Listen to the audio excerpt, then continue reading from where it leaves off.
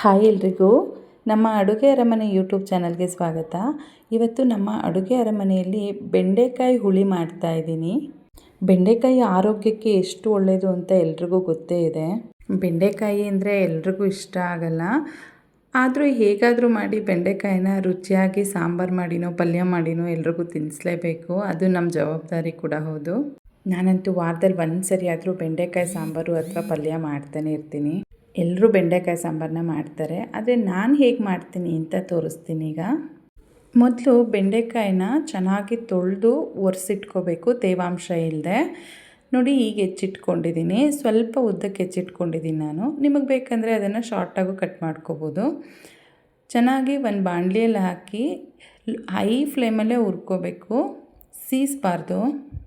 ಬೆಂಡೆಕಾಯಿನ ಹದವಾಗಿ ಹುರಿದಾಗ ಮಾತ್ರ ಸಾಂಬಾರು ರುಚಿಯಾಗಿರುತ್ತೆ, ನೆನಪಿರಲಿ. ಬೆಂಡೆಕಾಯಿನ ಹುರಿದಿದ್ದಾಗಿದೆ, ಇದನ್ನು ಪಕ್ಕಕ್ಕೆ ಇಟ್ಕೊಳ್ಳೋಣ ತಣ್ಣಗಾಗಲಿ. ಅಷ್ಟರಲ್ಲಿ ನಾವು ಮಸಾಲೆ ಜೋಡಿಸ್ಕೊಳ್ಳೋಣ. ಒಂದು ಮಿಕ್ಸಿ ಜಾರ್ಗೆ 1 ಕಪ್ಪಷ್ಟು ತೆಂಗಿನಕಾಯಿ ತುರಿ, 1 ಹೆಚ್ಕೊಂಡಿರೋ ಈರುಳ್ಳಿ, 1 ಗಡ್ಡೆಯಷ್ಟು ಬಿಡಿಸಿಟ್ಕೊಂಡಿರೋ ಬೆಳ್ಳುಳ್ಳಿ, 2 ಟೊಮ್ಯಾಟೊ, 1 ಹಿಡಿಯಷ್ಟು ಕೊತ್ತಂಬರಿ, 1 ಸ್ಪೂನಷ್ಟು ಖಾರದ ಪುಡಿ, 2 ಸ್ಪೂನು ಸಾಂಬಾರು ಪುಡಿ. ಹುಳಿಗೆ ಎಷ್ಟು ಬೇಕೋ ಅಷ್ಟು ಹುಣಸೆ ರಸ. ನಿಮ್ಗೆ ಹುಳಿ ಜಾಸ್ತಿ ಬೇಕು ಅಂದರೆ ಜಾಸ್ತಿ ಹಾಕ್ಕೋಬೋದು. ನಾನು ಸ್ವಲ್ಪ ಹಾಕ್ಕೋತೀನಿ, ನಮ್ಮ ಮನೇಲಿ ತುಂಬ ಹುಳಿ ಇದ್ದರೆ ಇಷ್ಟ ಆಗೋಲ್ಲ. ಎಲ್ಲದನ್ನು ಸೇರಿಸ್ಬಿಟ್ಟು ನೈಸಾಗಿ ಪೇಸ್ಟ್ ಮಾಡಿಟ್ಕೊಳ್ಳೋಣ. ಈಗ ಇನ್ನೊಂದು ಪಾತ್ರೆಗೆ ಸ್ವಲ್ಪ ಎಣ್ಣೆ ಹಾಕ್ಕೊಂಡು, ಎಣ್ಣೆ ಕಾದ್ಮೇಲೆ ಸಾಸಿವೆ ಹಾಕಿ ಚೆನ್ನಾಗಿ ಸಿಡಿಸ್ಕೋಬೇಕು. ನಂತರ ಇದಕ್ಕೆ ಈರುಳ್ಳಿ ಮತ್ತು ಕರಿಬೇವಿನ ಸೊಪ್ಪನ್ನ ಸೇರಿಸಿ ಈರುಳ್ಳಿ ಚೆನ್ನಾಗಿ ಬಣ್ಣ ಬದಲಾಗೋವರೆಗೂ ಹುರ್ಕೋಬೇಕು. ಈಗ ಇದಕ್ಕೆ ರುಬ್ಬಿಟ್ಕೊಂಡಿದ್ವಲ್ಲ ಆ ಮಸಾಲೆ ಸೇರಿಸ್ಕೊಂಡು ಒಂದು ಸರಿ ಚೆನ್ನಾಗಿ ಮಿಕ್ಸ್ ಮಾಡಿ ಒಂದು ಕುದಿ ಬರೋವರೆಗೂ ಬೇಯಿಸ್ಕೋಬೇಕು. ಅಂದರೆ ಮಸಾಲೆಗಳ ಹಸಿ ವಾಸನೆ ಎಲ್ಲ ಹೋಗಲಿ ಅಂತ. ನಂತರ ಇದಕ್ಕೆ ಎಷ್ಟು ಬೇಕೋ ಅಷ್ಟು ಕನ್ಸಿಸ್ಟೆನ್ಸಿ ನೋಡಿಕೊಂಡು ನೀರು ಸೇರಿಸ್ಕೊಂಡು, ರುಚಿಗೆ ಎಷ್ಟು ಬೇಕೋ ಅಷ್ಟು ಉಪ್ಪನ್ನ ಸೇರಿಸ್ಕೊಂಡು ಲಿಡ್ ಮುಚ್ಚಿ ಒಂದು 5ರಿಂದ 6 ನಿಮಿಷ ಚೆನ್ನಾಗಿ ಕುದಿಸ್ಕೋಬೇಕು. ನೋಡಿ, ಚೆನ್ನಾಗಿ ಕುದೀತಾ ಇದೆ. ಈ ಹಂತದಲ್ಲಿ ನಾವು ಮೊದಲೇ ಹುರಿದಿಟ್ಕೊಂಡಿದ್ವಲ್ಲ ಆ ಬೆಂಡೆಕಾಯಿ, ಅದನ್ನು ಕೂಡ ಸೇರಿಸ್ಕೊಂಡು ಚೆನ್ನಾಗಿ ಮಿಕ್ಸ್ ಮಾಡ್ಕೊಳ್ಳೋಣ ಒಂದು ಸರಿ.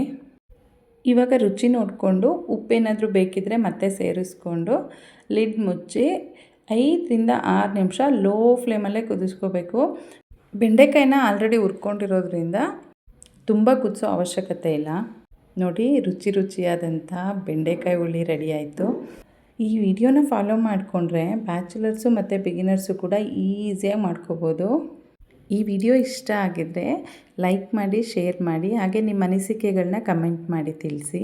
ನನ್ನ ಚಾನಲ್ನ ಸಬ್ಸ್ಕ್ರೈಬ್ ಮಾಡ್ಕೊಳ್ಳೋದು ಮರಿಬೇಡಿ. ಹಾಗೆ ನನ್ನ ಫೇಸ್ಬುಕ್ ಮತ್ತು ಇನ್ಸ್ಟಾಗ್ರಾಮ್ ಪೇಜ್ಗಳಲ್ಲೂ ಫಾಲೋ ಮಾಡ್ಕೊಳ್ಳಿ, ಲಿಂಕ್ ಡಿಸ್ಕ್ರಿಪ್ಷನ್ನಲ್ಲಿದೆ. Thank you for watching.